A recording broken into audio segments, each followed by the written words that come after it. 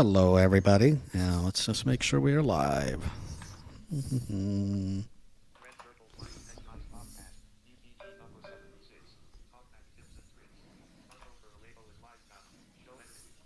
Okay, YouTube is live. It is. I just got notified.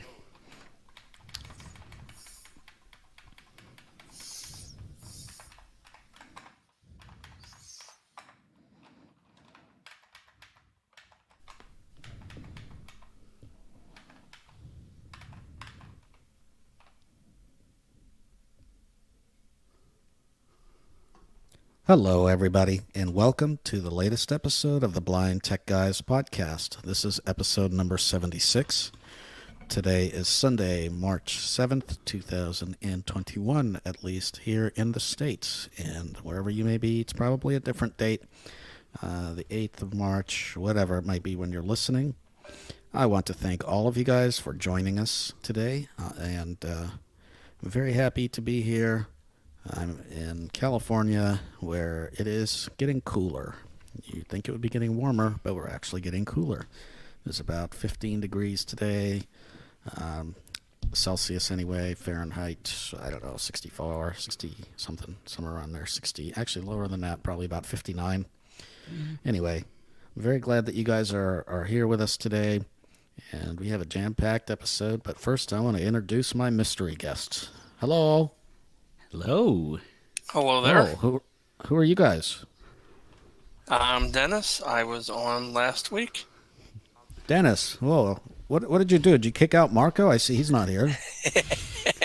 Yeah, we shipped him off to Siberia for the week or two. Siberia, huh? Well, at least if he was there, he wouldn't have to deal with getting his floors cleaned, which is what he's doing now. Or his new floors redone, rather. Yeah. Yes, that's why Marco is here. We have not kicked him out. He should be back next week. Yep. And I am Kurt, coming to you from Utah in the United States, where it is about 55 degrees Fahrenheit, nice and sunny today. Oh, that's pretty nice. Well, I'm glad that all of you guys are here joining us. And before we begin, I have some announcements as usual, and then we'll talk about what we're going to do for today's podcast and start out with the news and all that. Today's announcements are courtesy of Dolphin. Yes, Dolphin. So as you guys know, we did a demo last week of Dolphin, and I got some emails, and some of the emails were, how you say it, not very happy.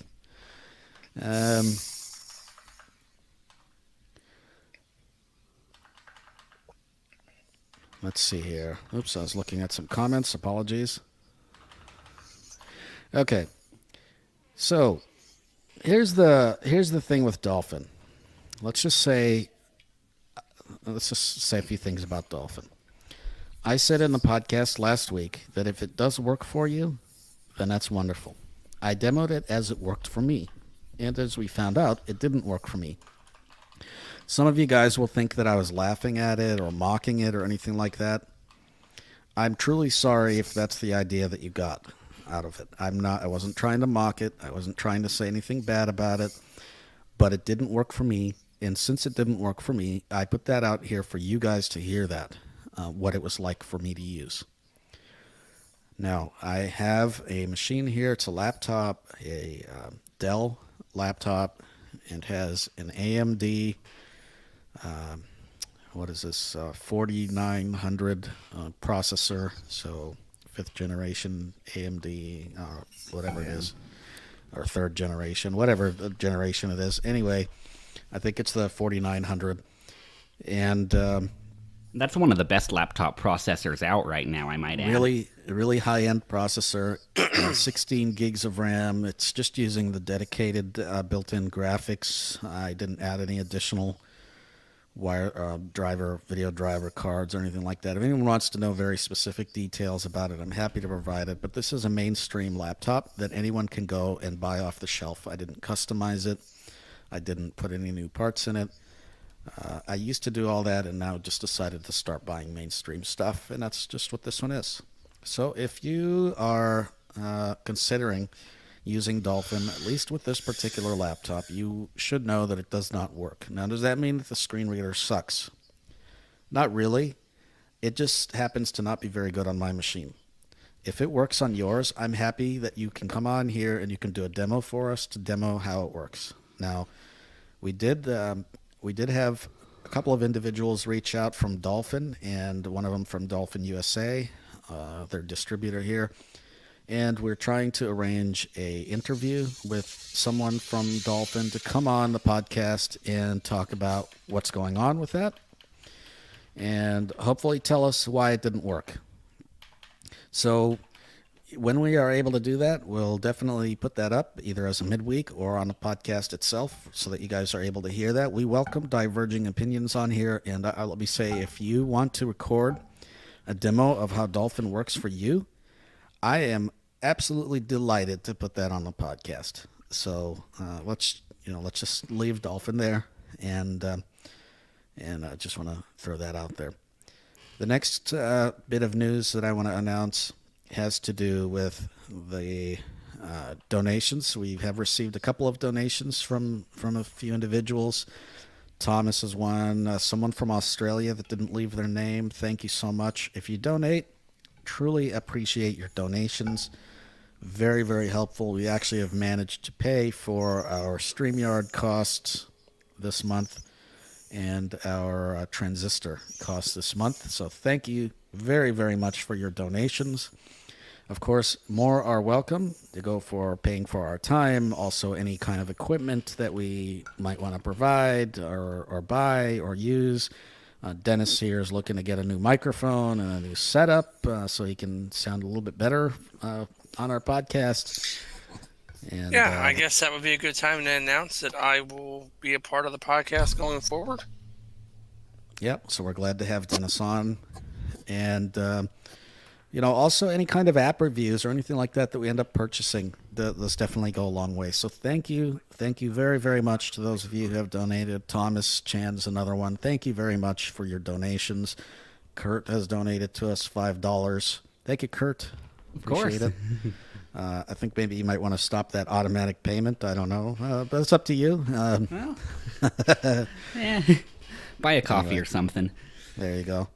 But anyway, I want to thank all of you guys for those donations. And if you're wondering how to donate, you can go to our website, BlindTechGuys.com, and there's a link there that says support the show, and it actually shows up a few times. One of them, I think, says donate. So just go down the page and you'll see it. I think support the show is probably like the third or fourth link on the page. So just go there, and that would be very helpful. You can either do a one-time donation of any amount of your choosing. The recurring donation still says bronze because I haven't bothered updating it. I should. But that one allows you to donate for $5, and we'll increase that. But let us know how much you want to be able to do a recurring donation, and I'll add that tier in there. So very good. Yeah, and I mean, the other thing it can help with, too, I know somebody had sent an email in last week, and they wanted some kind of thing for NVIDIA. I want to say it was remote, but I know it's not remote. I don't remember what it was. Yeah, but it it's helps with a things remote like that. add-on. It's a remote for Citrix and that kind of thing, I think. Citrix, so. thank you. Yeah. Yeah, we're happy to buy all that, but that stuff does take cost, and so I think those donations help with all that. Not that we don't put into our podcast. I think over the years, certainly I've bought a ton of devices and new things, and microphones, and Marco's bought all kinds of things, and Kurt's bought all kinds of things, and Dennis will be buying all kinds of things. So, we certainly do invest in the podcast, but we do hope that we will see some donations. And every little bit helps. Oh, Yes, yeah. $1 I mean, helps, $5 helps. Yes, thank you very much. If you had, say, 300 people listening, everybody donated $1, that's $300. So, every little bit helps. Yeah. Okay, so let's talk about what's coming up in this podcast. We've got a number of things. We're going to talk about some items in the news. We have a topic of TalkBack. We're going to be discussing the new version of TalkBack and what's new, particularly compared to 8.1. If you had 8.1 and never got 9.0, which you would not have gotten it if you were running anything below Android 11. So if you had 8.1, and we're going to talk a little bit about what's new in TalkBack and demo some tips and tricks that we have for you. And then we have a Did You Know section. Actually, no, I'm sorry. Let's rewind. We have an app of the week. I will be doing an app called Network Manager. This one's an Android app. I actually tried to find a good iOS alternative, but I did not find a good iOS alternative that has as many options. And I think part of it is that iOS doesn't necessarily let people have as much access to what goes on in their device, but I'm not sure. If you have an iOS alternative, we're happy to demo it, but I did not manage to find one. Doesn't mean it doesn't exist. It just means I didn't manage to find one. Then we'll have a Did You Know section, and that will be voice control of TalkBack, and Kurt will be doing the Did You Know section for us, as always, and he'll be talking about how to voice control TalkBack. We have a number of listener emails, so we'll be doing that. And that's about it. No, I'm sure we'll have a few jokes along the way, so please get your popcorn, get your husband or wife, snuggle up, get your blanket, get your beverage of choice, get your dog, get your weed, get whatever it is, and enjoy the podcast. I think this will be a nice little marathon for you. All right, let's start with what's new in the news. And this first article that we have for you has to do with Chrome OS. Yeah, and it looks like for the first time, Chrome OS has become the second most popular operating system for computer users, overtaking Mac and Linux. Historically, it's been kind of a battle between Linux and Mac for second place. Now, Chrome OS, in these pandemic times, has jumped up to second place there. And my takeaway it's more affordable. Yeah, exactly. I mean, let's just call it the way it is. Who the hell has $5, $6, $8, $1,500 to spend on a Mac? Oh, I think a lot of people probably would, and there are certainly reasons to get a Mac, but I definitely think that the Mac, Chrome OS overtaking it is probably, it's good. I know that there are a lot of Mac fans, and Mac does have its place, for instance, for audio production and for video editing, that kind of thing. So there are things that a Chromebook isn't actually good for, and you would know. I mean, if you are a type of person that does these things, you would know what you need a Mac for. But if you're one of those blind people that wants to get a Mac and wants your rehab agency to get you a Mac just to have a Mac, you should know that about 95% of all employers do not use Macs, and now we have proof that overall Chrome OS has actually overtaken Mac. So there you go. Yeah. All right, next article we've got. This article came through our mailing list, and this garnered some interesting discussion. It's about this Google free EOS.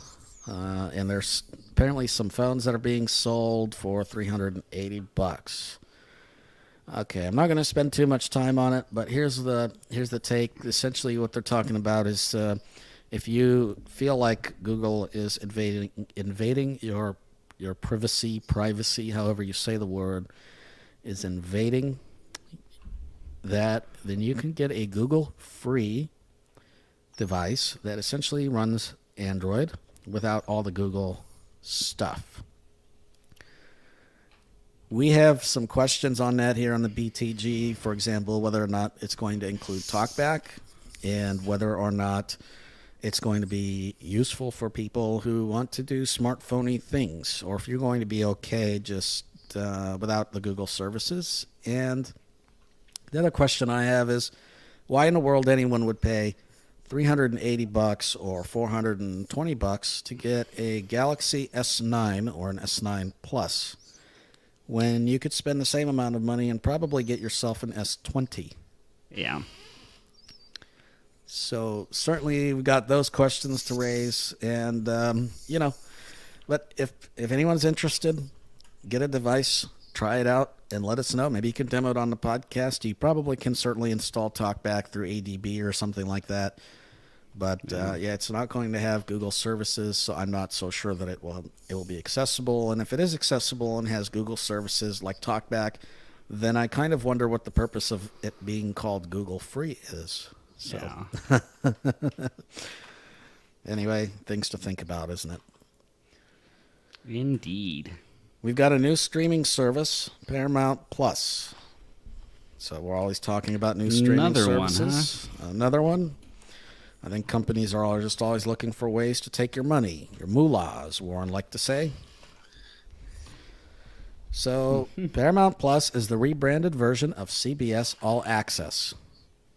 CBS has actually had its streaming service for quite a few years already, but it hasn't been all that popular. So I wonder why Paramount Plus is going to be more popular. But anyway. The branding, I don't know. Let's see here. So apparently they're going to have some new content. Paramount Plus is including some of the new content that they acquired by merging with Viacom. And so it's basically CBS Plus with Paramount Plus.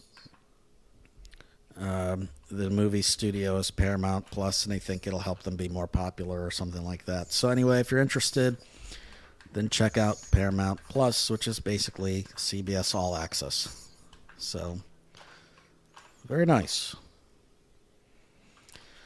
This next article is also interesting here. I don't know if you guys have used it or know anything about this. Google Family Link. What it is an app that allows you to set parental controls for users, for family members, for example, kids that are under 13 or something that can't have their own Google account. You can set them up with this Family Link, and they can actually, have limitations as to how long they can use an app or have access to data and that kind of thing. So if you don't want your kid to have access to their stuff at bedtime, for instance. So there's a new update to this Family Link, and the new update allows kids to use specific apps even after the allowed usage hours. So what it does is it gives parents an extra option to always allow. So always allow apps won't go past bedtime, but it does allow them to go a little bit farther than what they used to. And these apps, ideally they're created for homework apps or anything like that. So, for example, if kids have used an app for longer than the amount of usage hours that they're granted, you can still have them be able to use the app until bedtime at least. So, kind of an interesting thing if you're using Google Family Link. And there you go. So you can't set a... some of the issues with it apparently is that you can't limits to a particular group of apps, so you have to do it app by app. Ooh, they need to fix that. Yeah. So you can't really do a group of apps, but you can do it app by app, which is probably fine. But anyway, check out that article in the show notes, and that will tell you all about it. Very nice. We've got a new article for people who are interested in hi-fi devices. And that's for sound people. Where's Marco? Hello? He's no too happy. No, I'm sure he's not right now. All right, so Snapdragon Sound is this new thing that is a chain of audio innovations and software according to Qualcomm. All these will improve to significantly improve audio while listening to music through wireless headphones, earbuds, or other devices. Qualcomm's goal here is to deliver high-resolution, wired-quality audio wirelessly, according to James Chapman, VP of Voice and Music and Wearables. Considering the fact that almost all high-end smartphone manufacturers pushing their wireless headphones and earbuds, this is great news. You see Snapdragon Sounds take advantage of Qualcomm's latest processors, Bluetooth audio SoCs, and codecs like aptX. By using these companies can achieve playback on hi-fi music up to 24-bit 96 kilohertz. Okay. Now, does this only work for the aptX codec for Bluetooth? Like only, it's like Samsung headphones and stuff won't work with this, I'm imagining, right? Yeah, it's probably going to be something that's used for Snapdragon, and the headphones themselves have to have something in them as well. So it's talking about here using them with codecs like aptX. Doesn't necessarily sound like it has to be aptX, but this concept of high-quality audio is not new to Android. Sony has been pushing its own LDAC technology to make this concept more widespread. LDAC transmits data up to 3 times faster than the standard SBC Bluetooth codec. Unlike Sony, Qualcomm's components and technology are already available in headphones from many manufacturers. This list of manufacturers includes Bose, Jabra, One More, Sennheiser, Audio-Technica, Anker, and more. The Snapdragon Sound Badge will appear on the boxes of audio products and smartphones that support Snapdragon Sound. Unfortunately, any pre-existing devices will not be updated to support this new innovation. All right. So well, for year's- Android... oh, sorry. Yeah, so for Android users, I think this maybe looks good, and for iOS users, too bad. Gish gish, you're still stuck with terrible Bluetooth. And that's just how it goes, I guess. But it seems like for newer devices, maybe this year, next year, we should be seeing that Snapdragon Sound Badge, and you should be seeing higher quality audio. I still would prefer to take a wire personally, but, that's how it goes.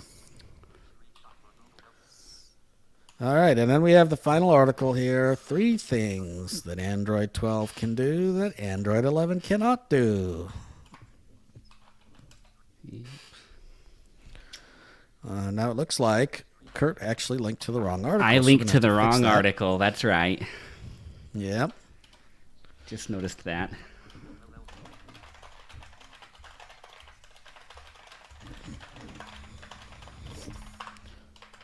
All right, let's see here. Got the article here, and I'll link to the right one. Let's see. Sorry about that. That's all right.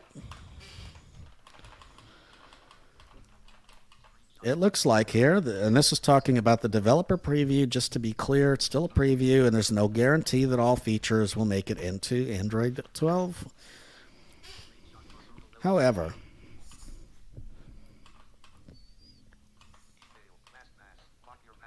three of the biggest features, and this is what they're talking about. Number 1 is app privacy features. Google is adding new app or privacy features to give users more transparency and control, according to an Android developer's blog post. Update gives you more information about how cookies can be used across sites, while another changes in apps export information to prevent them from accidentally exporting activity services and receivers. It's worth noting that these policies are less strict than those in Apple's recent iOS release, which includes new app nutrition labels that tell people what personal data what apps are collecting, and an upcoming change requires the developers to ask people for permission to gather data and track them across apps and websites. The second thing we've got is redesigned notifications. It seems like they're always changing the redesign of the notifications, but anyway. They're making them more modern and functional. When you tap a notification, it'll take them to the app or action that you want to take instead of going through an intermediate service to start an action. This should make everything run faster, according to the blog post. There's also a button to help you snooze upcoming notifications, and you can choose how long to do so. And you can turn on adaptive notifications ranking to let Android rearrange your notifications in order that you work with different apps and reset the ranking if you don't like. And then finally, we've got a one-handed mode. Android 12 features a few design changes to help people work with one hand and your thumb. Settings UI moves the search bar towards to the bottom of the display for easier one-handed access. It also uncovered new features called Silky Home that makes the entire interface more suitable for one-handed use. For more, check out, there's an article in this this thing. So those are 3 new things. It doesn't seem like these are like big things. Kind of made it sound like there are 3 big things that Android can't do or something. Yeah, it seems pretty small. I wouldn't say it's big. The privacy thing to snooze your notifications sounds like it might be trying to be similar to the iOS Do Not Disturb, where you can snooze it for an hour. Yeah. Half hour. We already have Do Not Disturb on Android, so I don't really know. I don't quite know what it's trying to do, and I'm not about to put a preview build on my phone. When it becomes public beta, that might be a different story. But a preview build, which is designed for developers, is just that. It's for developers. I am not a developer. So I'm not going to... Not only that, some of the features may not be included. I'd be scared to turn my phone into a nice paperweight, personally. Well, yeah. I mean, and that's the thing got away. Yes, you can do it. But if you brick it, you're taking that risk. And can you get yourself out of that jam? Looks like we've got 9 people watching, and I want to thank you all for watching. If you are watching, please consider sharing it out to your friends, putting it on Snapchat, Twitter, Tweet, Facebook, whatever. And we definitely appreciate you getting the word out. If you're enjoying it, also remember that we do have a donation link. Let's look at some of the comments that we got here before we move on to our main section. Live Accessible says, I'll be listening. Excited for this one. Very good. Harshad says, hi, Live Accessible. Also says, got a couple people interested in a Samsung approach or new viewpoint with TalkBack. I guess you guys will be doing both. Okay. Live Accessible says, hey, Jarshid. Okay. Marco says, hello, this is Chinese Spy. Hello, Chinese Spy. Chinese Spy. Very nice. Says, hello. And he says, I miss you guys. Sounding good. We miss you too. We do miss you. Very glad that you're gone and you're not welcome back. No, I'm kidding. All right, guys. This is what you've been waiting for. The TalkBack tips and tricks. Let's just start out by talking a little bit about what's new, and Kurt and Dennis can help remind me when I miss a few things, because I'm probably going to miss a few things. Now, you didn't take notes beforehand, Nimmer? Darn. Yeah, well. Number one biggest thing that you're going to first notice is the method for adjusting granularity has changed and moving by granularity. What the hell is granularity? Oops, I'm going to have to put on that checkbox. Okay. Oh, well. All right. Viewer discretion is advised. What is granularity, guys? Granularity is, for the simplest terms, how much you move stuff by. So, for example, a granularity can be a character, a word, a paragraph, whatever. Those are all granularities. Links, controls, and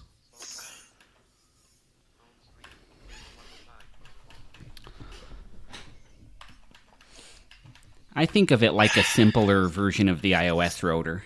Mm-hmm. yes. Yep, that's exactly right. So that's kind of what controls, that's what granularity is. Now, it used to be in TalkBack you did one of two things to adjust granularity. You can swipe up or you can swipe down. And when you swiped up, you got things like headings, links, controls, characters, words, lines, paragraphs, default. Default means that if you were to swipe right, it would just go to the next item on the screen. Now, they've changed this up a little bit. The way that you navigate by granularity is you can do a swipe up down or swipe down up. If you have multi-finger gestures, some devices will, if you're on a newer Pixel, for example, you can use 3 fingers, swipe left, right, up, or down, depending on how you have it set, or the defaults, those are the defaults. You can use those as well to switch between granularity. Now, where it changes up is we don't have a default granularity anymore. And this is kind of what iOS users are used to. Instead of swiping, for example, up to headings and then swipe right to go to the next heading, now you swipe up, down, or down, up, find headings, and then you can swipe up to go by heading or down to go to by heading, or down to go to the next heading, up to go to the previous heading. And if you swipe right, it still will go through, the elements on the screen. It'll still go through reading whatever's on the page. So this is going to be similar to what iOS users are used to in the way that granularity works. All right. Now, someone's going to say, I want to change how that works. I want to go back to the default. Okay. You can easily do that. What you have to do is you have to go into the TalkBack menu. You have to go to the settings. And when you go to settings, you're going to have to go to customize gestures. You go to customize gestures. And actually, I'm sorry. You're going to first want to go to customize menus. When you go to customize menus, you're going to want to find an item called default. And you're going to want to check that default option, because that will bring that default back. And then what you can do is you can go to customize gestures and remap your swipe up or swipe down gestures to move by the granularity options. And then you will have the same exact whatever you were used to before, you'll have that again. So when swiping up or down, you can navigate by which granularity you want, and then swipe left and right will move by that granularity option. So you can bring that back if you choose to. Some other new things we have are the menus of TalkBack themselves. We used to have, this used to confuse a lot of people. We used to have a local menu and a global menu, and people are like, what in the world is that? What we used to say is the global menu is just for any TalkBack settings that affected everything. And the local menu is something that affected maybe a particular icon or while you were in an edit box or something like that. Now everything's been combined into one single menu. So if you do a swipe down or right, if you swipe down right or swipe up right, or if you have multi-finger gestures, you can do a 3-finger single tap. You will come up with the TalkBack menu. And the TalkBack menu now includes all the options that you used to have in the local context menu and the options that you have in the global context menu. And as I just alluded to, you can customize all those options. So if there are some of them that you don't use, you can remove them. And again, you just go into the TalkBack settings and then go into actions. Go into Customize menu. Customize menu, yeah. That's right. And then you can check or uncheck any of the options Oh in yeah, the customize menus. It's not difficult at all, and I'm in favor. To me, the one menu thing is kind of Google's way of trying to do the rotor. I like it. I'm a big fan of it. Yeah.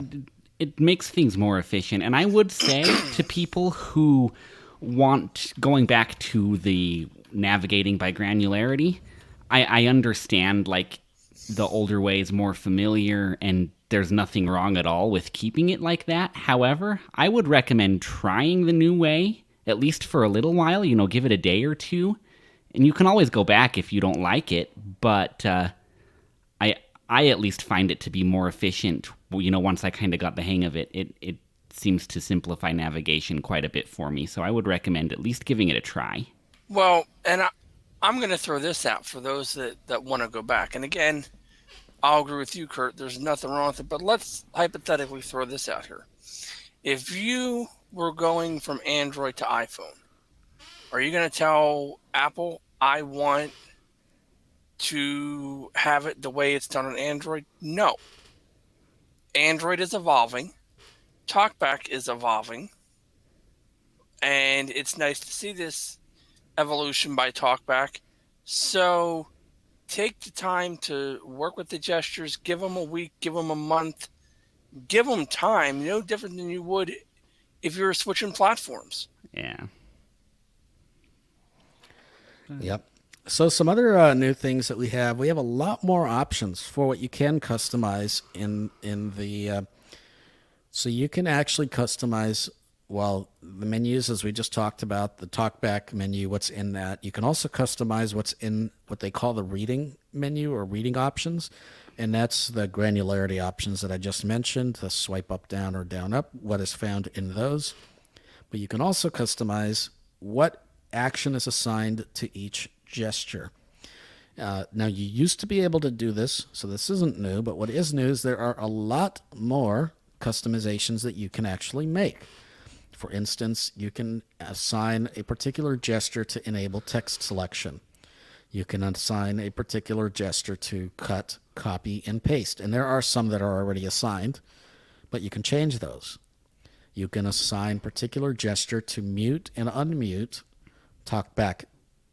The setting says sounds. I think that's supposed to be speech, but you can mute and unmute TalkBack speech. You can, for instance, set and reassign the gesture for playing and pausing media, which is the magic tap that people are used to on iOS, that people really wanted on Android, and that existed on Samsung devices in the past.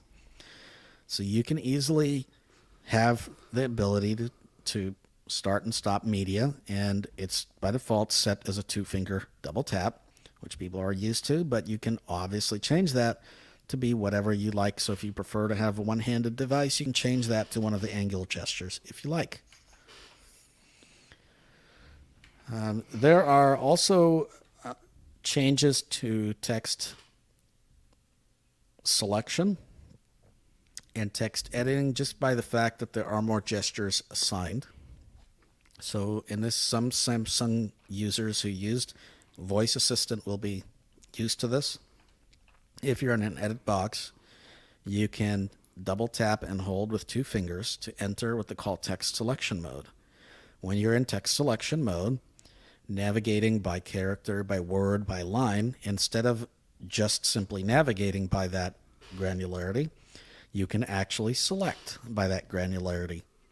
And this is similar to what you could have done before in the editing menu, where you had to go to the local context menu and go to editing and then go to start text selection. But now you can have that just assigned to a particular gesture. We do have the Braille keyboard. Now, of course, the Braille keyboard, for people who are not used to that, is so that you can type using Braille. And what's new with the Braille keyboard is there's the ability to have it either flat on a table so that you can type similar to like a Perkins Braille writer. You can put your fingers flat on the device, or you can use screen away mode, which is what the default was before. Yeah. And the default is that it will automatically change orientations as you move your device. And so whatever method you want to type, you can easily type. I know there are users who prefer the Perkins Braille Writer flat table method. I would strongly suggest that you at least play with the screen away mode, because particularly on a short, small device, what you might find is that the regular, the table layout mode is going to be a little bit too compact to type easily, particularly on a smaller device. If you have a tablet, of course, it's probably not a big deal. But if you have a small phone, at least for me, getting 6 fingers flat on a device that way is very difficult. So for me, I don't use the table layout mode. I definitely use screen away mode. Yeah, I know people who love the tabletop and were very excited for this. For me personally, it's like I'm not always going to have a flat surface to set my phone on. I type a lot while I'm walking or, Yeah. out and about, and it's like, so this isn't really useful for me, but if this is a feature you want, then by all means, I'm very happy for you. And there are some new languages as well, Arabic and Spanish. So if you'd like to type in a new language using Braille keyboard, more are being added all the time. But now we have Arabic and Spanish. Also, a lot of the Braille translation errors that did exist as part of EEB have been corrected. For example, when you used to type the word something, I think it wrote something like someth. It wrote someth. Yep. So there are a number of these types of errors. Those have been fixed. So if you're interested in typing more in Braille, a lot of those errors no longer exist. And in general, it's just a little bit more snappy as well. Yeah. So I think a lot of users have said that they find TalkBack to be snappier and just generally works pretty well. Let's see, what else is new in TalkBack? There are some new settings under verbosity. For example, you can turn the reading of punctuation on or off. And some people might find the reading of lists to be very verbose or something, TalkBack just reads out a lot of hints. You can always turn those off. And so I would strongly advise you check out the verbosity options, because you will find that you can adjust a lot of things in the verbosity options to be able to control the way TalkBack reads.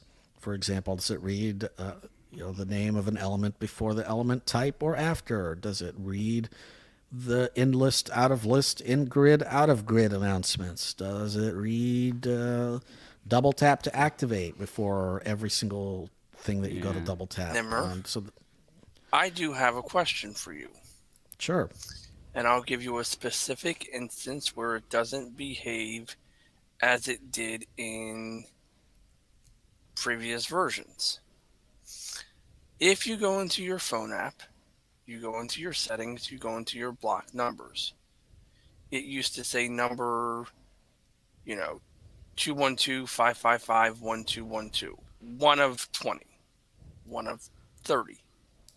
It doesn't say that now. Is that something that I need to contact Google support for and let them know is broken, or is it something I'm missing?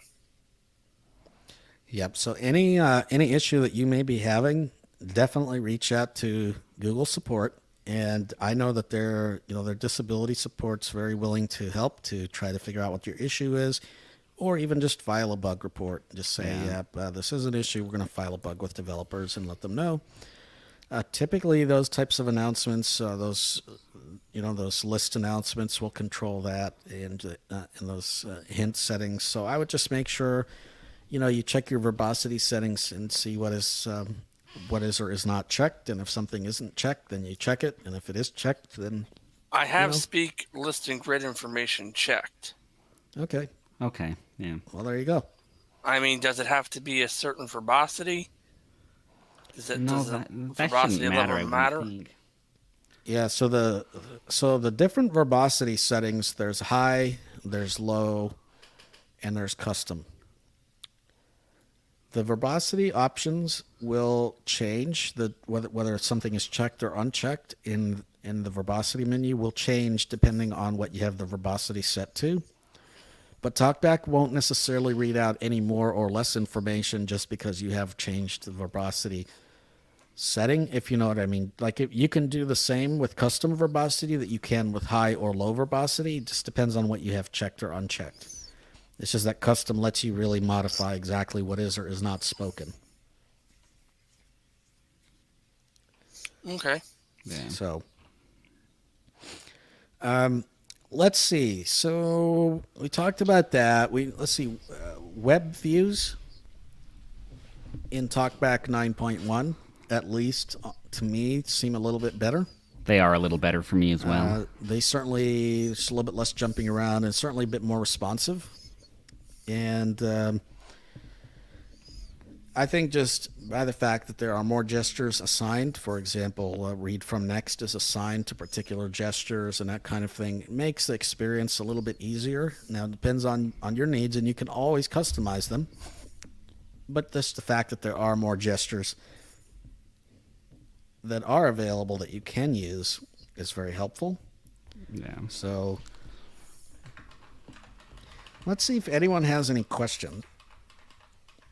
We have 9 people watching. Hello, guys. Very glad that you guys are here. Looks like no questions, but if you guys have questions on TalkBack, what's new, anything else, pop them in the comments or feel free to pop into StreamYard and ask them live.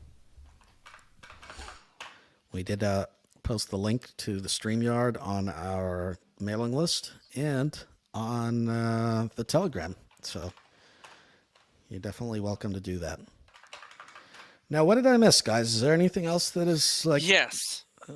Okay. Another thing iOS users will know is the double tap to answer and double tap to end call also works. So that gives you a new way to answer and end calls. And it does work quite nice. I like it. One thing I would like to see, I'll say, is I would like to see continued keyboard support. I'd like to see that get better.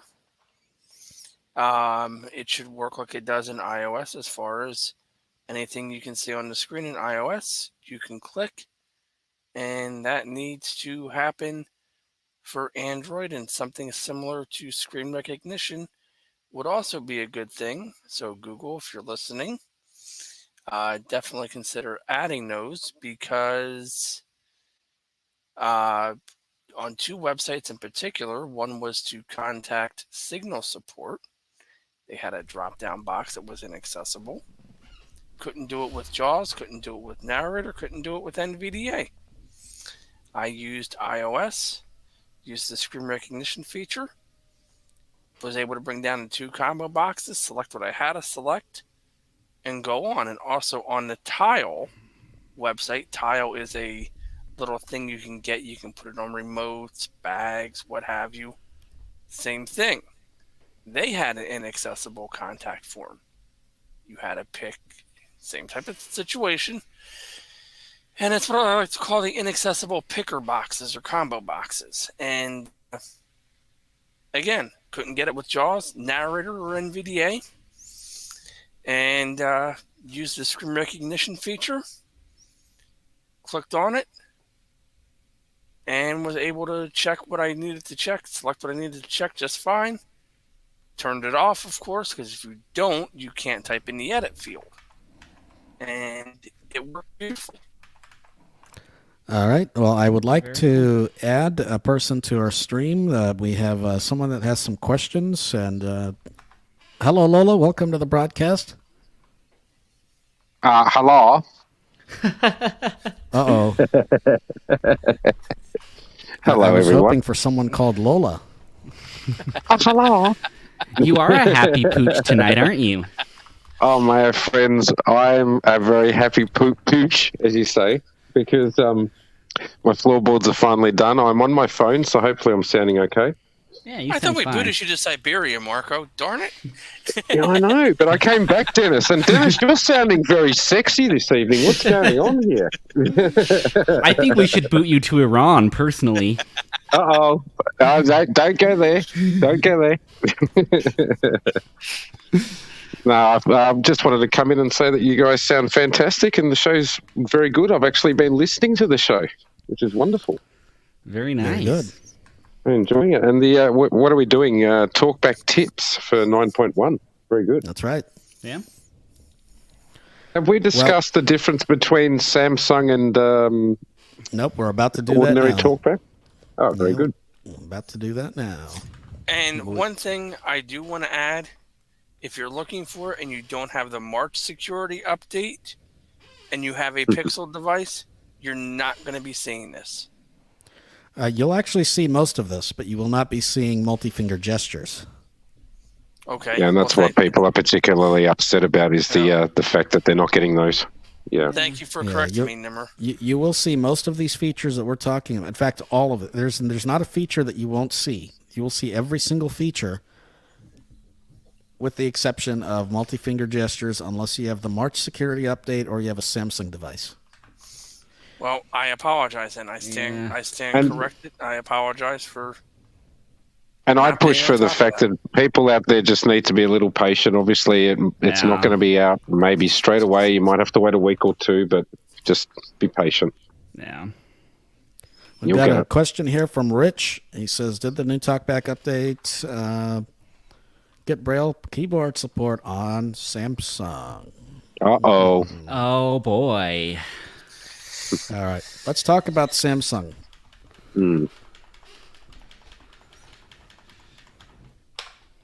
I'll unmute a couple of you. There we go. Okay, let's talk about keyboard support, or I'm sorry, TalkBack support on Samsung. Samsung will generally probably end up with a similar or the same version that Google is putting out. Now, the updates may be rolling out a little bit slower or a different pace because those updates essentially get approved by Samsung, and those updates come through the Galaxy App Store. But most of the features, most of the things that I just talked about will be the exact same on a Samsung device. There'll be a couple of differences in the TalkBack settings itself. There's a little bit of a difference in layout of certain features, but for the most part, it is exactly the same features. There's one exception, and that would be It's a big one. Braille support. Yes, Braille screen input. If you have a Samsung device at present, I have no reason to think that it will continue being this way, but you never know with Samsung. At Well, present, yeah, exactly. It's been what, since November? It Yeah. seems like so at present, when they released their version of TalkBack, they did not include the Braille screen input. And so if you're using Samsung device, you want to use Braille screen input, until Samsung updates it in the Galaxy App Store, fixes things up, you will not have Braille screen input. Now, I've had a few of you decide that you wanted to argue with me about this, and I know we've talked about this in the previous podcast, and you really wanted to argue with me about this, and you wanted to tell me, no, Nimmer, I do have access to I do have access to Braille screen input. Okay? If you have access to Braille screen input, it's probably because you had a version of TalkBack installed, and then you had the Braille screen input running, and then you installed the new update to Samsung, the One UI 3.1 or whatever the update to Android 11. 3.1. Yep. And as soon as you installed that update, you've got the Samsung version of TalkBack.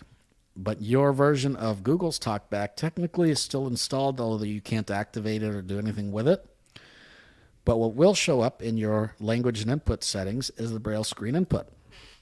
Okay, that's all good. But when you try to activate it, no very good. It doesn't actually let you activate it. So, no, you do not have Braille screen input. If you'd like to prove me wrong, you're welcome to do it, but I will ask for a demo.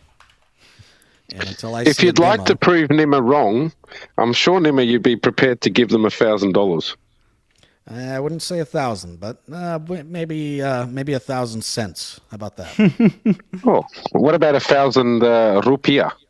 Okay, that's even better. Sure.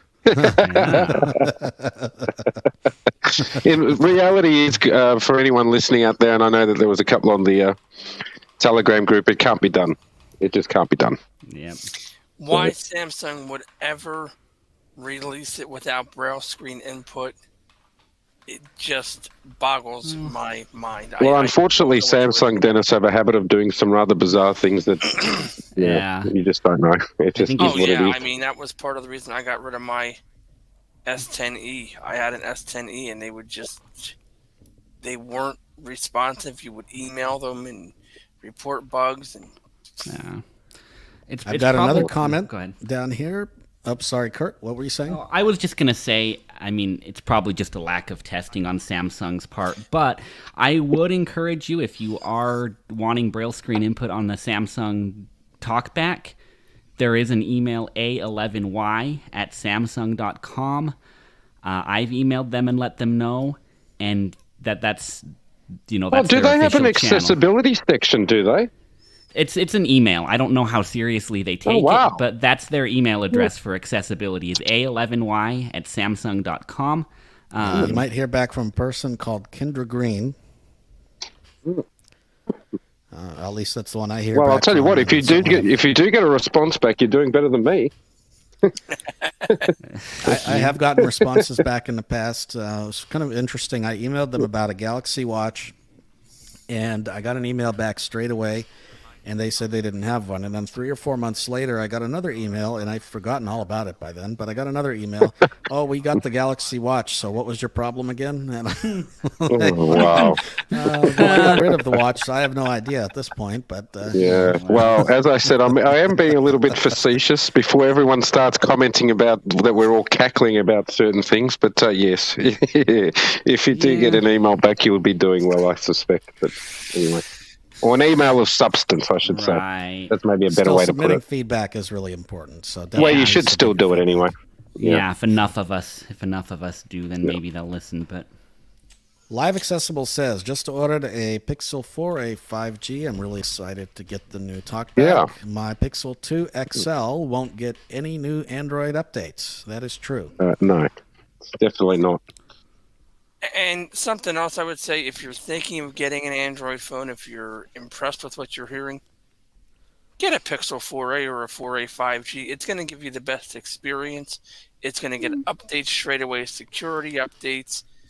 And then if you need the security update, for certain features to work, which in this case, you had to have I believe it was a March update for, before you got the TalkBack, then... Yeah, see, I disagree with Dennis, and I'll just say that I think you should get what device works best for you. Yeah. And that is just because for some people, the hardware of a Samsung device or the features, there are certain features that only Samsungs have. Those are more important to you than getting immediate updates. And so you just have to do your own research. Yeah. Some phones have bigger batteries. Some phones, whatever. So you just have to do your own research. I'll give you one example. If you have trouble answering your phone and you don't want to do a gesture answering your phone, and this is a very simple thing, but it's a question I've seen. On a Samsung device or an LG device, you can set it to answer with a volume up press. Yeah, it's really nice. You can't do And that that on is a Pixel handy. device. So as much as I love Pixels, and I do like Pixels, I am a Pixel user. However, other devices do have other features that you may want that Pixels do not have. The Motorola Edge, man, that device is. If there's Now that's a slick device. If you want a device that lasts all day, that's the baby to get. Yeah, if there's a such thing as a sexy device, I'm going to say that's a sexy device. I love that device. It doesn't get updates. But if you can get past the fact it doesn't get updates, boy, that phone is the device to get. And I will also agree with you there in part because I've always been a Samsung user. Now, obviously, if you want to get updates quickly and you want to be on stock Android, et cetera, Pixels are the way to go. I know that there's definitely Pixel fanboys, Samsung fanboys, all sorts of fanboys, but it really does depend on what you want from a device, and it requires you to do thorough research. Right, which is something that isn't as, might be... Unfortunately, it's not as easy to do on the Android side. Definitely. Yeah. It's definitely not. I will give Samsung credit for one thing that they have. It seems in the last couple of years they have started pushing updates out quicker. Oh, a lot quicker. Yeah, way quicker. Yeah. They have. It's just that they modify it so much that some of the features that Google does roll out doesn't actually make it to Samsung devices. And Google and has the problem with the special Samsung features, updates... too. Yeah, the problem with the Samsung updates as well is that I always find that they're almost a month behind anyway, because all these features that get pushed are just, I don't know. Yeah, for they me still as well. seem to be behind. Yeah. For me as well. Google has And its own special features as well. So, for example, if you want to put a user on hold with the Google Assistant, you can easily do that. And not a user, but like if you wanted to put a call on hold. So if you have an automated call, if you call up agency and you're stuck on hold for half an hour, you can use Google Assistant to actually have that call just sit on hold, and then Google will let you know when it's your turn to pick up the phone. And that way you don't have to sit there and hold your phone and be on hold. There are certain things that are actually worth getting a Pixel for. Yeah. And the other thing I wish that they'd never taken out of those Pixels is the squeeze feature. Man, if they had that squeeze feature, that was useful. I still miss that little. Well, thank Yeah. God That for squeeze Side feature was Squeeze cool. Plus, but yes. Yeah, Side Squeeze Plus is cool, and it has improved a little. It's still, I can struggle be with slightly that app. unreliable. Can be slightly unreliable. Yeah. Is there any Reese. app on the Android side that will allow you to do the squeeze feature? Yeah, Side Or Squeeze Side Plus. Squeeze Plus. Yeah, Side Squeeze the best Plus. one. And it works pretty well. It's Yeah. It's But okay. You have to have It's a pretty good. waterproof device, or you have to have a device that is sealed, essentially. Yeah. Yeah. Let's see. Do And any the of only- you know, this comment from Reese, do any of you know if TalkBack has direct boot support to run without sensitive state pre-unlock? Ooh. No. The answer No. to that is the answer to that is no. The other thing, just going back to the Squeeze Plus, Dennis, I know that you were just making a quick query about it. It is rather, you do have to adjust the setting very. Yeah. You have to play around with the setting in terms of how sensitive it is. Sometimes it'll go off if you're just moving, or it's a little bit hit and miss. But you can get it you to have work set pretty it up well. properly. Yeah, you really do have to play with it to get it to work how you want But it. it does use the barometric pressure, so if your pressure changes or something like that, it could set it off. Yeah. For sure. It's no good. But, Reese, to answer your question, I think you're asking because you're trying to use TalkBack on a device where if you boot your device, TalkBack doesn't speak because of encryption. Yeah, this has been addressed in later versions of Android, but if you're running something like a custom ROM or custom build or something like that, it probably has not been addressed. And so when you do try to unlock your phone, you will not get speech at boot. It won't work. It won't That's do it. exactly what, What one thing that you can do, and what I've done on those kind of devices, is set a really basic pin that you can actually guess where the numbers are, and then do it that way. It's kind of not very good, but you can do it. So if you set it like 9999 or something, like, at least you can hopefully Something that's easy to find on the screen. Yeah. Yeah. And to that other person that was commenting earlier about I think he said he had it, or she said they had a 2XL. I guess if you're not getting updates anymore, maybe a good time to try a Android 12. There you go. You're not going to be Rich using that wants- phone anymore. Rich wants to know, why does Samsung's TB article say that they have it then? Well, they should have it then. Yes. They should have it. Yeah. They advertise it so proudly in their Galaxy store about, we have the Braille board, as they call it. Yeah, they should have it. I think it's just some bug that means that it didn't get in, but they certainly will have it. They should have it. They don't have it. It's unfortunate. And when but they it is will what it get is. it, being Samsung, it could be in a month or it could be in 6 months. Who knows? Yeah, no, I haven't seen any updates come through the Galaxy App Store recently, so I don't think it's rolled out yet. But certainly within the last couple of weeks, it has not been there. No, well, I got the latest one come through and that didn't have it. So and that was a couple of weeks ago. So not good. Quentin, hello from Cincinnati. Love my Pixel 4a 5G. Keep up the good work. Thank you, Quentin. Yeah, a lot of people seem to be buying the 4A 5G, and I think it's probably because of its value. It's just a good value, good value phone for its price point. It's not a bad buy. Harshid says A11Y update at Samsung.com. Is that correct, Kurt? Yeah, I thought it was just A11Y at Samsung.com. Yeah, I think it's just A11Y, but who knows? And why? Yeah, I think it is, yeah. Google, GOOGLE.com. Here we got trying to diagnose a bug with TalkBack and RH Voice on a Graphene OS. Need direct boot support without sensitive state pre-unlocked to make TalkBack accessible with this hardened ROM. Nope, sorry, you're not. Yeah. Yeah, can't help you. Sorry. That's the problem with it, and that's kind of what we were getting into in that article earlier in the news. These privacy ROMs, they're great in theory, but you're going to have problems getting services like TalkBack. Well, that's the whole problem, Dennis. You never get the accessibility side of things on these ROMs is never going to be a priority. Right. So Forget accessibility. Even if it's not accessibility, just the fact that it's missing a lot of the services will make that phone very difficult to use for a lot of users. Yeah. One thing that you'll run into, for example, is Google Pay. Probably now, if you're really trying to use it without Google services, you don't care about that. But if you're trying to use a phone without Google services, here's my advice: go get the cheapest flip phone that you can buy and use that. Yeah.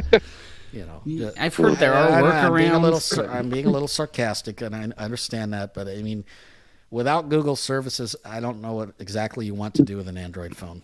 And also, they were talking about this. I know there was on a mailing list earlier this week. They were talking about, or maybe it was even ours. I haven't really been following email that closely, but not having Google on your phone, and trying to, worrying about privacy and stuff like that. I can tell you now, there's a lot of other places that you need to worry about privacy other than Google, in my opinion. Indeed. Yeah. If you're worried about that, like I think we said on the group, what you need to do is pull your SIM card out of your phone, turn your router off, disconnect your computer from the internet, and just pretend that you're back in the 1980s. It's the only way that you're going to be truly private. So it's very, very hard to do these days. Even on iOS, I mean, you're not private. They can say what they want. Yeah, you're not private. Well, they're able to monitor a heck of a lot of stuff on your phone. That's from the closed environment itself. So,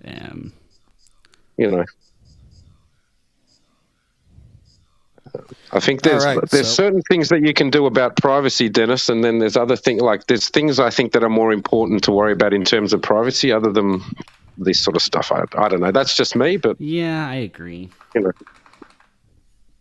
Live Accessible says, LOL, just live off the grid. Yeah, live off the grid, exactly. Live in the countryside, start hiking, do all sorts of good things. Yeah. Now, that doesn't mean don't take precautions if you're dealing with sensitive Absolutely not. information. Yeah. We talked about VPNs a few weeks ago. There's things you can do to be more private, but that doesn't mean you're going to be totally, Well, we've talked about all this stuff before. 1Password, Sophos, VPN, what good VPN there are. Yeah, take those precautions, obviously. But don't be under any illusions it's going to keep you 100% private. Live Accessible wants to know, how does the dictation work on the newer versions? I can double tap to start, but it's not easy to stop dictation without just waiting for it. Just double tap anywhere on the middle of the screen, and it should work for you. Yeah, it doesn't. It depends on the keyboard version and on the device. If it doesn't stop dictation for you, you can just touch any letter, and it'll type the letter, but it'll stop dictation, and then you can erase the letter, which is kind of crazy, but you can do it that way. You can also assign a gesture to go back and use that gesture for the back button, and that will immediately stop dictation as well, and then just hit the send button. So there are sort of ways around that. It used to be that once you started dictation, you could double tap to stop, and because your focus was still on the voice input button. I'm not so sure that really works as well anymore. That doesn't always work, and it depends on what part of the screen you tap on, because sometimes you'll tap on it and it just sends the message. So, you got to be a little bit careful with that one. Yeah. It's not quite as nice as it used to be.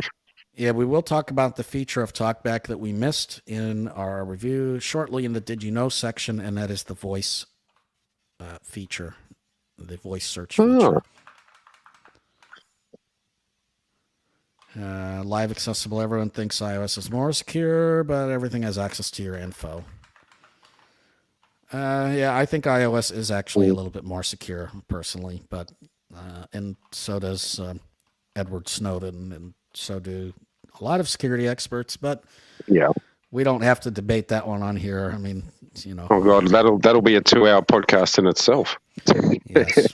Well, maybe we can do that at some point. Well, yeah. All right, let's try the app of the week. This is the app of the week, and I'm going to do a demonstration of Network Manager. And I got the Pro version, but there is a regular version that I think just has ads, maybe some missing features or something. Anyway, the Network Manager Pro version is $5, somewhere around there. And I will demo that. All right. I think I should probably speed that up a little bit more. That would probably be a good idea. Wow. Okay, so let's go to Network Manager. Recent tabs. Chrome. Network Manager. Network Manager. Nmap Scanner. Packet cap. Nmap Scanner. MRP Slap. Current network. Wi-Fi SS. Wi-Fi SS. Wi-Fi SSID. Free internet. All right, Wi-Fi so SSID. Free internet. this Network Wi-Fi Manager. SSID. Oh, Upload 700. Current network usage. hush. This Network Manager allows you to do a lot of managing of your network. Not just managing of your network, but I mean actually be able to access doing things like trace routes, doing things like ping tests, doing things like speed tests, checking to see what network you're connected to, what your results are in terms of your SSRPs and things like that, your mobile network connection, all that. Like it has a lot of options. I'm not going to go through every single option. I'm sorry. Just not going to do it. I will go through some of the things that it has to offer, but I will tell you that the app is fully accessible. It is on Android. As I said, I haven't found a good iOS alternative that has quite as many options. If you know of one, please let us know. But on the iOS side, I have There not used to found be a one. good one a few years ago. Unfortunately, I think it's dead now, which is a shame. But yeah. Yeah. I haven't found one that has quite as many options, but I will say this one is pretty decent on the Android side. And let's go through this app. And the first spot that you land on is the Wi-Fi screen. And let's just scroll through that. Download 0.0b/s. So I'm not downloading anything at the moment. If there was anything downloading, it would show up. Upload 276.0b/s. All right. Wi-Fi SSID. Wi-Fi SSID. Free internet. Signal 27 dBm strength 99%. Signal Oh, so it even tells you the 28 signal dBm strength. That's cool. AT&T 4G. Yep. Signal 114 dBm quality 25%. All right. So I don't have great mobile service, but I do have excellent Wi-Fi service, and it will tell me, all of that. So let's open up. There's a navigation bar button at the top. Open navigation drawer. Open navigation drawer. I'm going to tap that, and let's see what options that we have. Menu. ARP net. Packet cap net. ARP. Let's go to the top here. Scroll down. IS2 button. Current network usage. Download 0. Upload. Wi-Fi. Signal. To open navigation. Oops. I Menu. closed out of that. Checked. User connect checked. Phone. Devices. So I have devices, and these will show network devices. Status tracer. Status trace. Network change tracer. Network change tracer. Universal scanner. Universal scanner. Speed test. Speed test. iPerf v.2/iPerf v.3. Ping. iPerf ping. Multi-ping. Multi-ping. Geoping. Geoping. Trace route. Trace route. MTR. My trace route. MTR. VPN C-leaned. DNS changer. DNS changer. DNS telnet. SSH. Secure shell. FTP client. FTP server. Who is query. Who is? So it'll tell you who owns a particular domain. Wi-Fi scanner. Wi-Fi key recovery root. Port scanner. So some of these do require root access, and it'll tell you which ones do. Local area network scanner.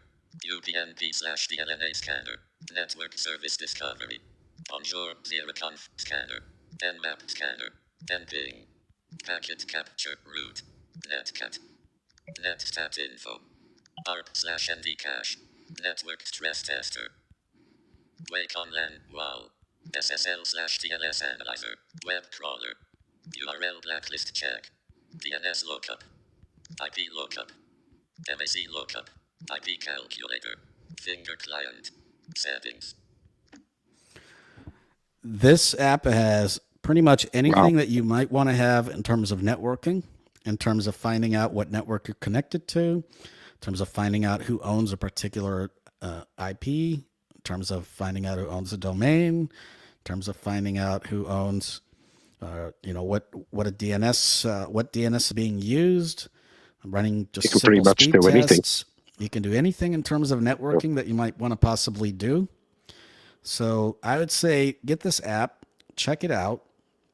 Some of the couple of items do require root access because Android does not give full access to what they need to be able to do. However, if you do have root access, you'll have a little bit more functionality. But definitely You're not take losing this out a app for a huge amount, spin. though, Nim. No, you're not. No. Take this app for a spin. It's very accessible. All the information, all the results are shown very accessible way. The edit boxes for typing in information is very accessible. Gary was looking for a speed test app the other day. This makes a very good speed test app. Well, I was about to ask you, what sort of speed test does that do? And can you change the network it's doing it and stuff like that? Maybe do a quick example of it or something? Yeah, I will. Let's see. Device unlocked. 2020. On net wake on net tab. DNN. Current net. Wi-Fi S. Open net. Menu. Unping. 10 TBPN. 5 speed unit speed 10. All right, let's do a speed test. Oh, let's see. Maybe that should yank that up to your mic as well. Capital O. Speed test. More options. Start the speed test button. Start the speed. More options button. Okay, let's see what's in more options. Pop-up window. Share. Documentation. Send feedback. Back. All right. Network manager. Nothing in More here. Speed open navigate. And I believe this is probably not necessarily going out to a server as much as it's doing a network speed test. But let's see what happens here. Start the speed test. Open navigate. More up. Start the speed. Start. Open. Speed test. More up. Start the speed test button. Let's see where it's showing the results. Open Can you feel around the screen? I don't know. network phone devices phone. Not sure what's going on here. Up to 2. Download 300.0 slower. Doing it. 0.0. Current network usage. So as it was downloading, it would show that being. Upload 0.0. Wi-Fi It would show that in here. Signal. Open navigate. Let's see. Status tray network universal scat speed test. Hyperv v. Speed 10. Start the speed test. There we go. Speed test. Using best server based on distance posted by planes.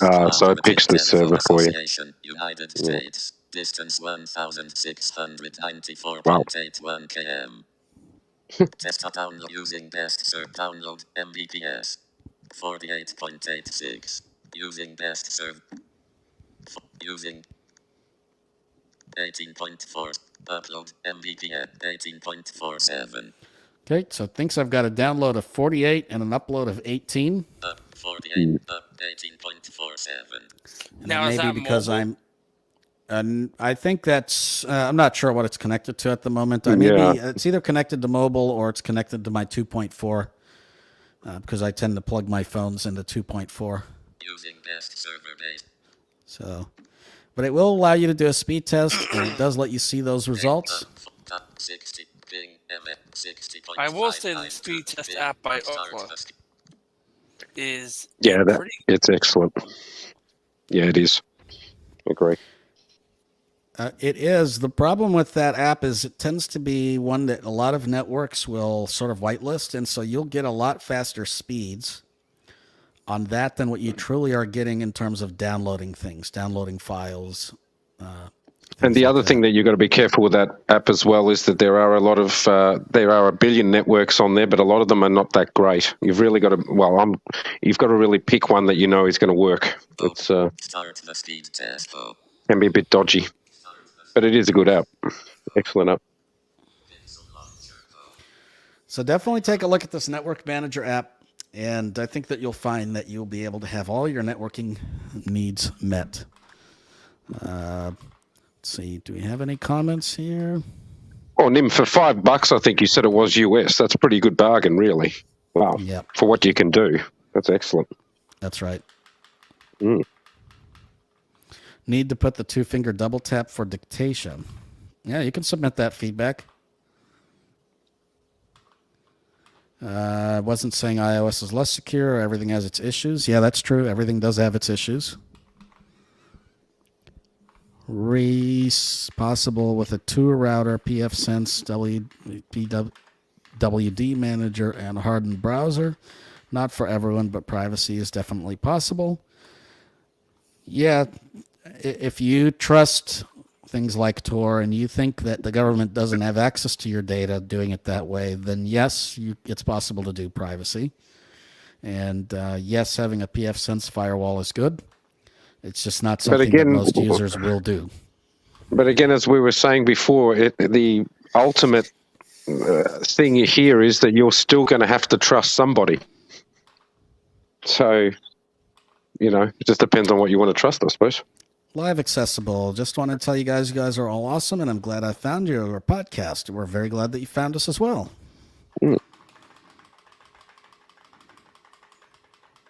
Okay, so now we're going to do the Did You Know section, and Kurt will give us a overview and maybe a little bit of a demo of voice search using TalkBack.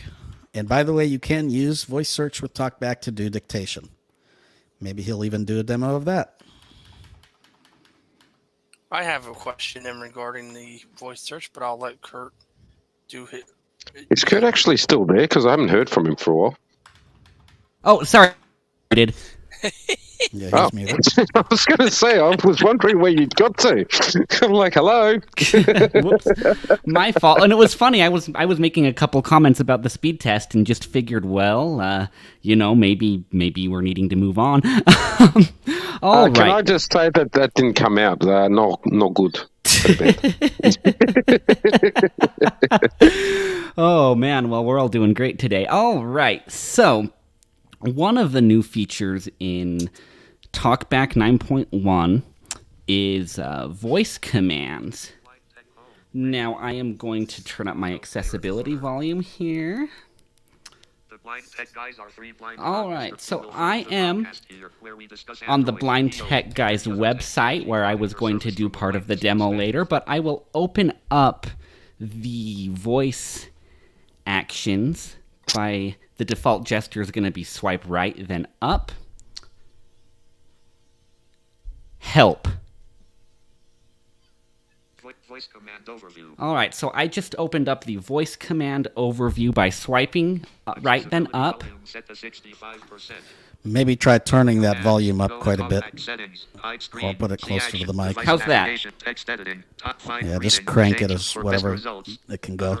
Otherwise, it'll fine. Settings, hide screen, see actions, add custom labels, and There we more. go. All right. Device navigate text at find So items, I find specific am content now on in current the. I'll go to the for top of the best result. screen Use here. voice commands. Swipe right then up. Say help or what can I say? Anytime for this list of commands. All right, so I'll just go through the help menu here. For best results, say the exact wording listed on the following screens. Reading, change how you read content on the current screen. Find items, find specific content on the current screen. Just swiping through the help menu. Text editing, type, select, and copy text. Device navigation, go home, go back, show notifications, and more. Other commands, go to TalkBack settings, hide screen, see actions, add custom labels, and more. All right, so if I go to the top of this here. For best result, reading, change how you read Reading. content on the current screen. I'll go into this reading menu. Reading, navigate up, button, reading. Read from next item. Read from next item. Read from top. Read from top. Next heading. Next heading. Go to the next heading, control, list, or landmark. And so that also works. You can say next landmark, next control, or next list. Word navigation.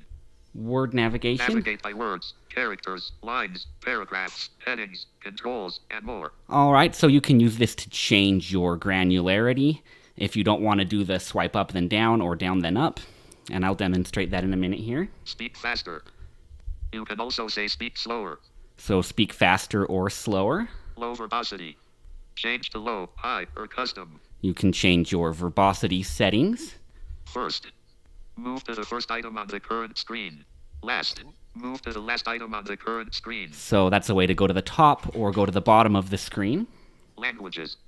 Change your spoken language, text to speech.